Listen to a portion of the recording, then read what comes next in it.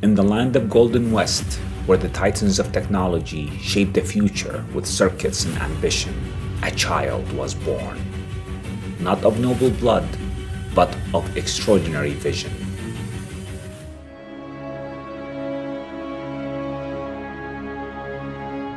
His name was Samuel Harris Altman, and he grew up amidst the steel and glass towers of St. Louis, a city where echoes of past industrial might whispered through the streets. From his earliest days, young Sam was different. While other children played with toys, he played with code. The ancient tongues of C++ and Python were his first dialects, and through them he saw the world not as it was, but as it could be. When the time came for him to leave the halls of his homeland, he journeyed to the citadel of Stanford, the hallowed ground where the best minds of his age honed their craft. Yet, as fate would have it, his time at the citadel was short. The confines of academia could not hold his restless soul, and he forsook the traditional path, venturing into the untamed wilds of Silicon Valley, a realm ruled by visionaries and kings, by merciless investors and dreamers who dared to challenge the gods themselves. Thus began his odyssey.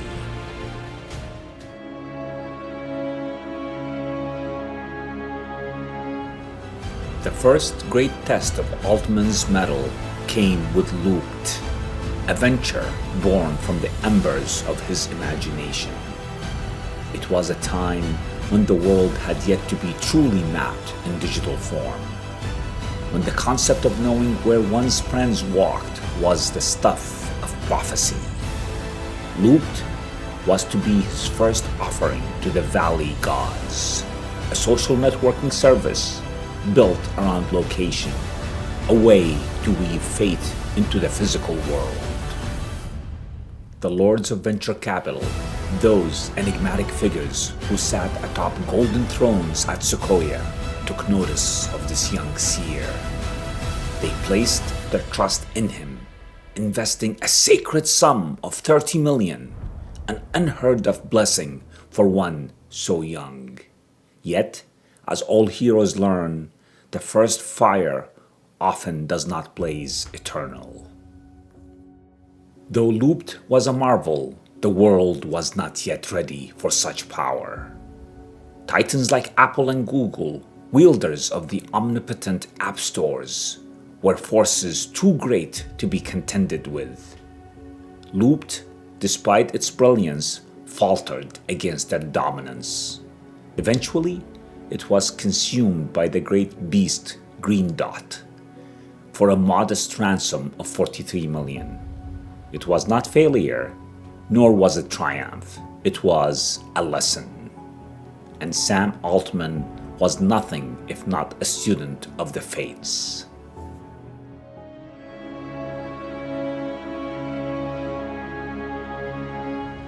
The Valley had seen his talent, and the grandmasters of the Y Combinator, the sacred guild, where the chosen few were granted the wisdom and the wealth to forge new empires, summoned him.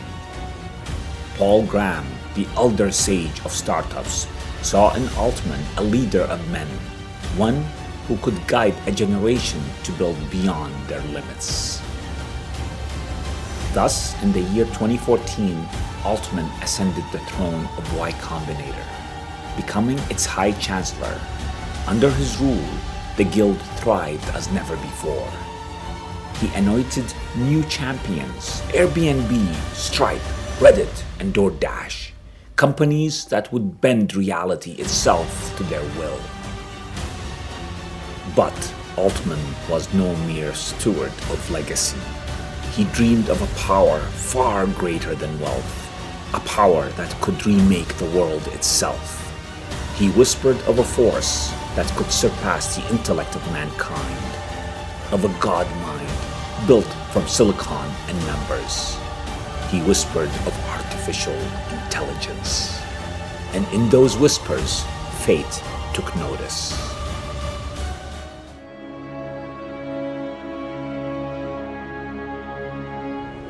Altman's ambition could no longer be contained by the mortal realm of startups. He, along with the great architect Elon Musk, the mercurial lord of Tesla and SpaceX, forged a new brotherhood, OpenAI. Their mission was nothing less than divine, to summon forth an intelligence greater than any human, yet bound by ethics, protected from the avarice of men. It was an idealistic endeavor, one funded by the vast coffers of Musk and the contributions of other believers. But, as with all great quests, betrayal was inevitable. Musk, ever the Stormbringer, grew disillusioned. He sought to control OpenAI, to wield its power as a sword in his vast arsenal. Altman and the council resisted, and thus Musk departed in fury, vowing to forge his own AI empire. Yet, OpenAI persevered.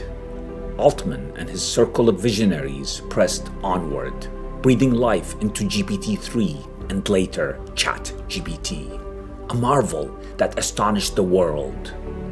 For the first time, mankind spoke with an intelligence that was not human, and the world trembled at what had been wrought. But in the shadows, others watched, and they plotted.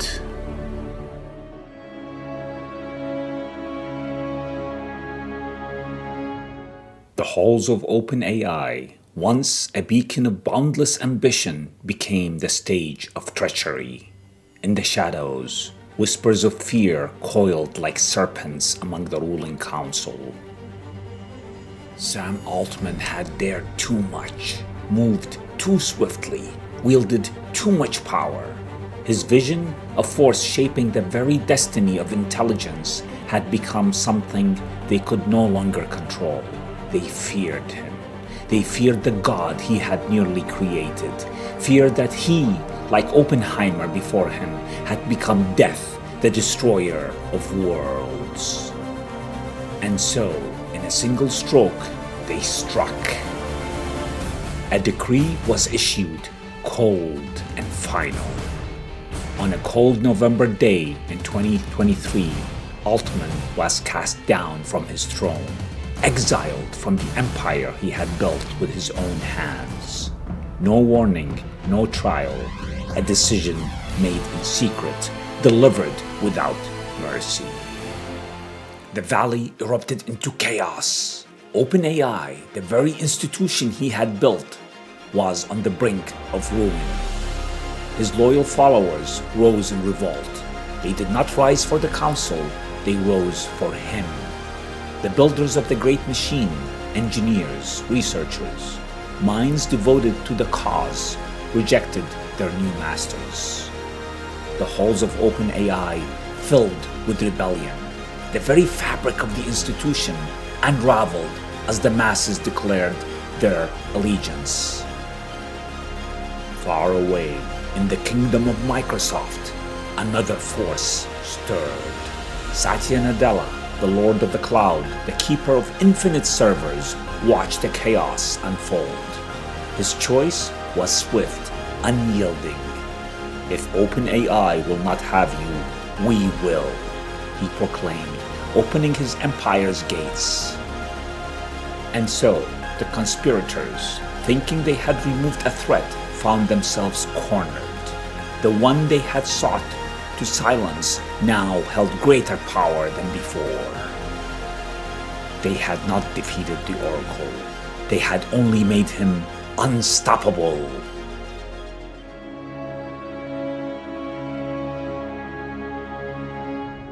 Defeat never touched him.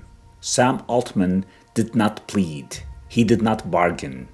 He simply waited, knowing time would bend to his will. And it did.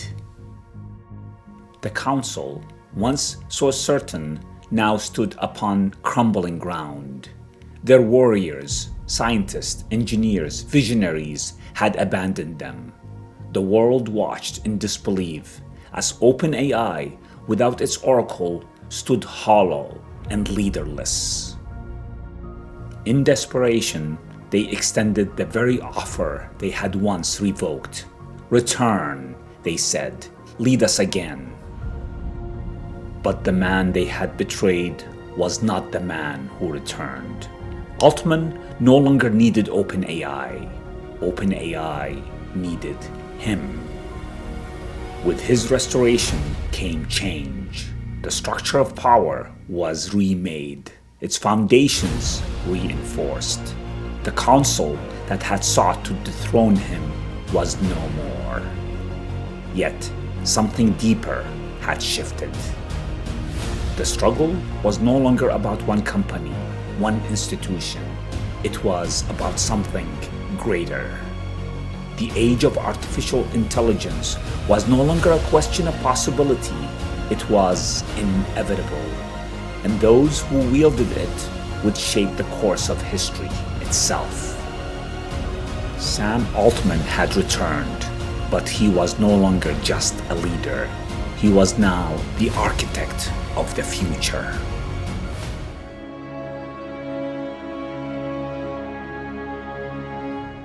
The oracle stands at the precipice. The struggle for OpenAI was but a single battle in a far greater war. The true challenge lies ahead. Artificial intelligence, once a whisper of possibility, has become a force beyond reckoning. The next step is clear: AGI. The birth of artificial general intelligence. Across the world, other titans move their pieces. The keepers of DeepMind, the lords of Meta, the rogue sorcerers of xAI, each seeks dominion over the final mind. Who will control intelligence itself? The world waits in quiet terror, for the answer to that question will decide everything. And Altman, now standing on the edge of the unknown, knows that history has only one law: those who hesitate are forgotten. This is not the end, this is only the beginning. In the realm of technology, the next great betrayal, the next great alliance, the next great war is always on the horizon, and Altman will be at its center.